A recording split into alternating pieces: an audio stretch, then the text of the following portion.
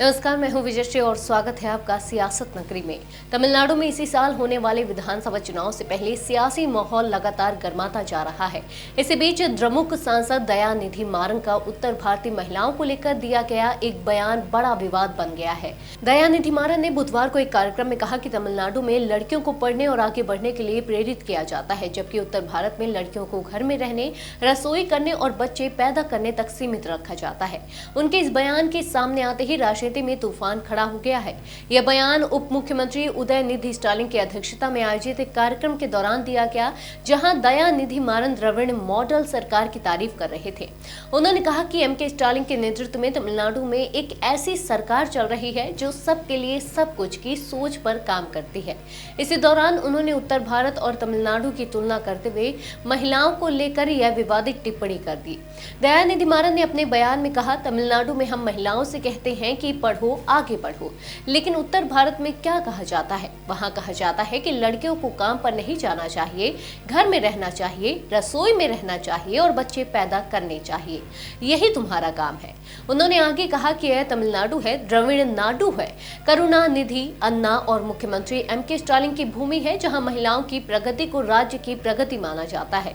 दयानिधि मारन ने चेन्नई में वैश्विक कंपनियों के आने का उदाहरण देते हुए कहा कि इसकी वजह यहाँ की शिक्षा व्यवस्था है।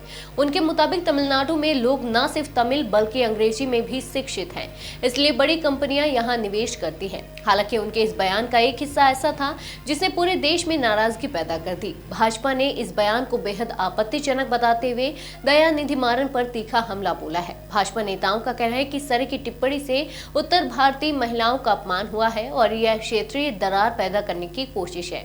भाजपा नेता नारायण तिरुपति ने कहा कि दयानिधि मारन में कोई समझ नहीं है और उन्हें इस बयान के लिए हिंदी भाषी लोगों से सार्वजनिक रूप से माफी मांगनी चाहिए। नारायणन तिरुपति ने आरोप लगाया कि द्रविड़ मॉडल अब उत्तर भारतीयों, हिंदी भाषियों और गैर हिंदी भाषियों के बीच विभाजन पैदा करने का हथियार बनता जा रहा है। उन्होंने कहा कि उत्तर भारतीय महिलाओं को अशिक्षित और असभ्य बताना बेहद निंदनीय है। भाजपा नेताओं ने यह भी याद दिलाया कि इससे पहले उदयनिधि स्टालिन सनातन धर्म की तुलना डेंगू जैसी बीमारी से कर चुके हैं, जिससे पहले ही विवाद हो चुका है। दयानिधि मारन के बयान के बाद विपक्ष ने द्रमुक को घेर लिया है और इसे चुनाव से पहले जानबूझकर दिया गया भड़काऊ बयान बताया जा रहा है। अब सवाल यह है कि क्या दयानिधि मारन अपने बयान पर सफाई देंगे या माफी मांगेंगे, और क्या यह विवाद तमिलनाडु की चुनावी राजनीति को और तेज करेगा? फिलहाल यह बयान उत्तर दक्षिण की राजनीति में एक नई बहस को जन्म दे चुका है। आज के लिए बस इतना ही। अगर आपके इलाके में कोई राजनीतिक लापरवाही, भ्रष्टाचार या जनहित से जुड़ी समस्या है तो आप चुप मत रहिए, अपनी शिकायत हमें भेजिए।